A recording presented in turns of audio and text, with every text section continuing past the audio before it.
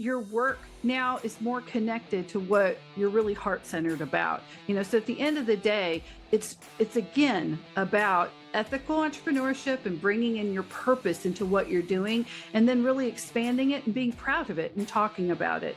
And that'll help attract more people like you in. Welcome to the Super Clinic Project Podcast, Coach's Corner Edition. Ready to boost your practice by 10,000 in just 10 minutes? Join your coaches, Jennifer and Tracy, for fast improvement strategies that drive real results. Let's get started. Welcome to the Super Clinic Project Podcast, where we take regular clinic owners and we turn them into super clinic owners. Today, you have your host, Tracey Sundkvist, along with me, and we are on Coach's Corner. And our topic today is about sustainability and social responsibility in healthcare. And this has nothing to do with paper straws. Tracey, take us away. Sure.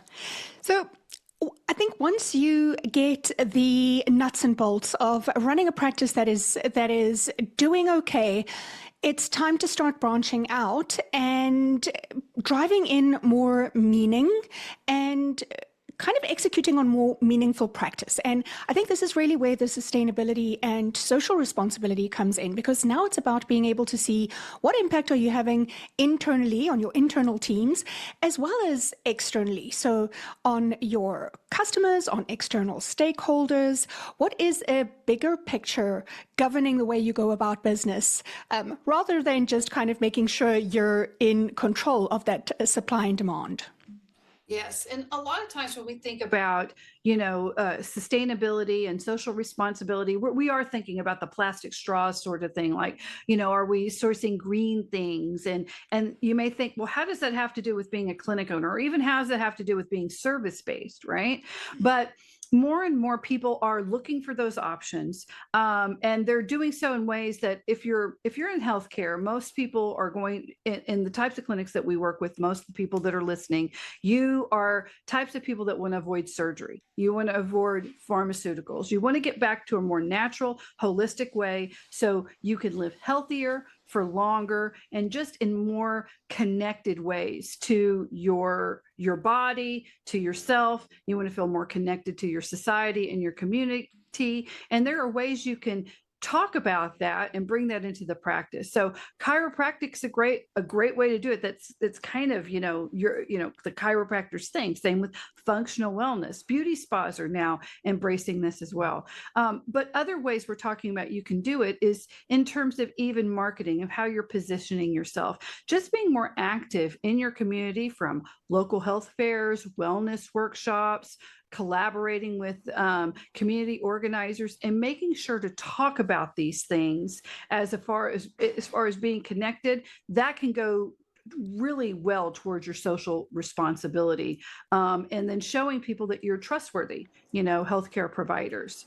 Tracy, can you talk about, do you know of any, I know of several clinics who did things, and I can talk about that, but do you have any examples or you want to add to that?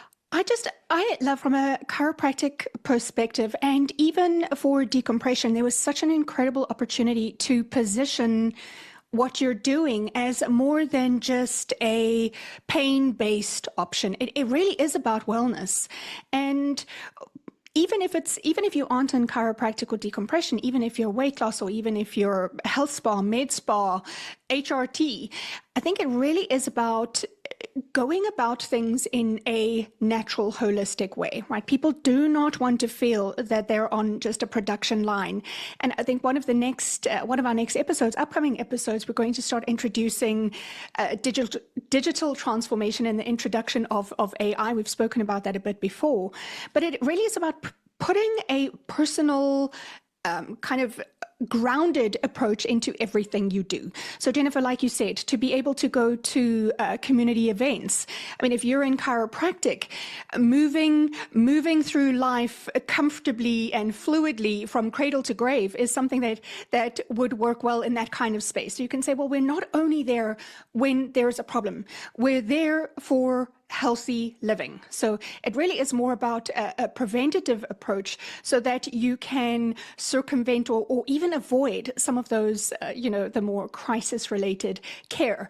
The gift here is this does mean more communication with potential patients, with leads, because it's not only about trying to attract the acute case. It's also about saying, you need to introduce this as part of healthy living, and we're going to help you do that. Yeah. And there's ways that you can use this for your marketing, and then who you are, like, and what your, remember we talk about your divine purpose, why you're doing what you're doing, and you can tie it all in together. And there are clinics who do a really good job of it. I know a clinic who, HIPAA compliant. We want to do that. So they contracted with a local shredding company, which most clinics do this.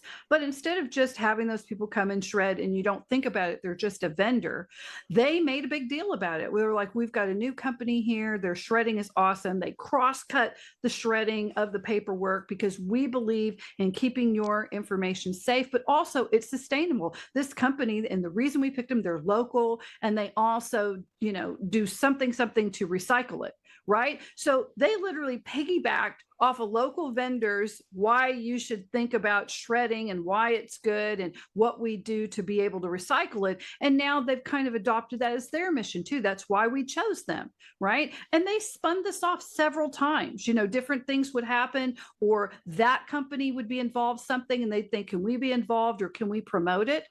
And then all of a sudden, just picking a new vendor became something where they were showcasing where their heart lies, right? And it ended up, people talked about it. They thought about it. They talked about it. They got a lot more press on that. The other company talked about them. The vendor said, we have, if you're interested in keeping your client's information, absolutely secure, like Dr. So-and-so at blah, blah, blah clinic, well, you can be this. That's free press. Just think about it. Think about these connections that you make in your community. And then suddenly it's like you're all helping each other. That's the power of local and small businesses and service-based businesses. It's kind of, one of the biggest superpowers you can have.